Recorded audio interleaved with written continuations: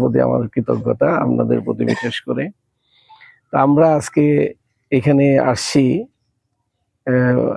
AKM Shahidul Islam Joynal সাহেবের কবর জিয়ারতের মাধ্যমে সারা দেশে যে কাজগুলো আমরা করতেছি, এই জুলাই আন্দোলন এবং কেন মানুষগুলো শহীদ হয়েছে এই বিষয়টাকে বিস্তৃত করার জন্য, ভুলিয়ে দেওয়ার জন্য বর্তমান সরকার বিভিন্ন প্রক্রিয়া কাজ করতেছে।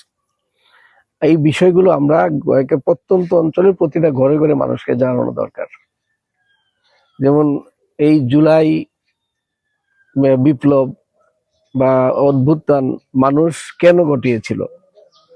কোনো সরকার পরিবর্তন করে একটা সরকার বসানোর জন্য না। মানুষের উদ্দেশ্য ছিল মানুষের অন্যায়, অবিচার, নির্যাতন, জুলুম, গুম, ভোটাধিকার, মানুষের মানবিক অধিকার, এই বিষয়গুলো যেখানে একবারে বাংলাদেশ থেকে হারিয়ে গিয়েছিল সেটাকে পুনরুদ্ধার করার জন্য, ফিরে আনার জন্য এদেশে প্রায় 1400 লোক জীবনের বুকের রক্ত দিয়ে শহীদ হয়েছেন।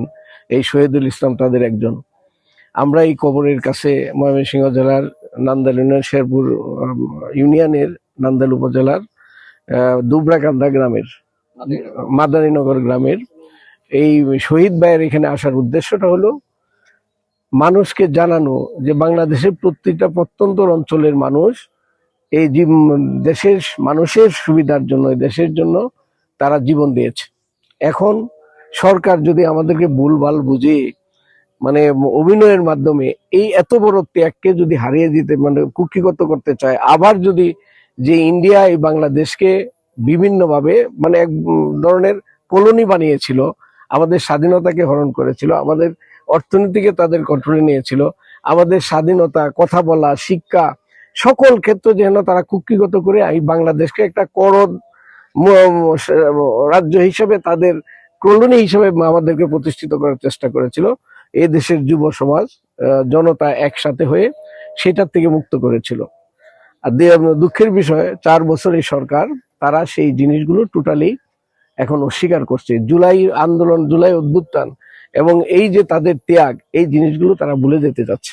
যেমন এবার বাজেটে জুলাইয়ের কোনো বাজেট নেই।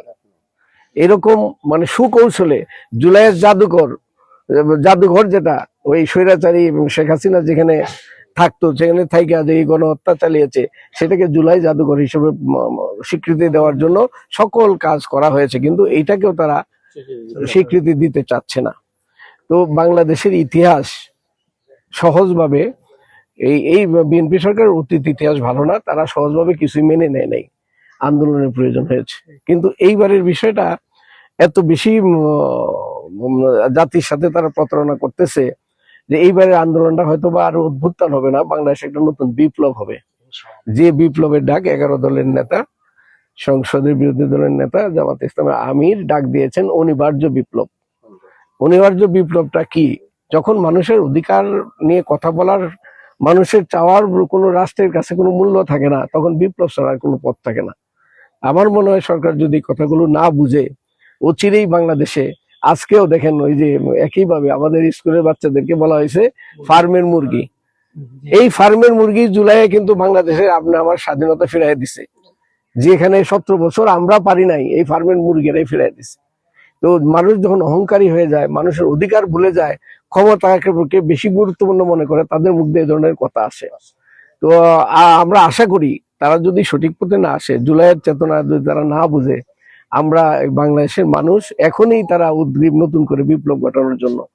আমরা ইনশাল্লাহ অত্র অঞ্চলের সকলেই সচেতন থাকব এবং কেন্দ্রীয়ভাবে যখন ডক্টর শফিকুর রহমান আমাদের বিপ্লবের ডাক দেবে, ইনশাল্লাহ আমরা আবার আগের মতো আরো নিজেদের জীবন বিলিয়ে দেওয়ার জন্য সবাই রাজি আছি।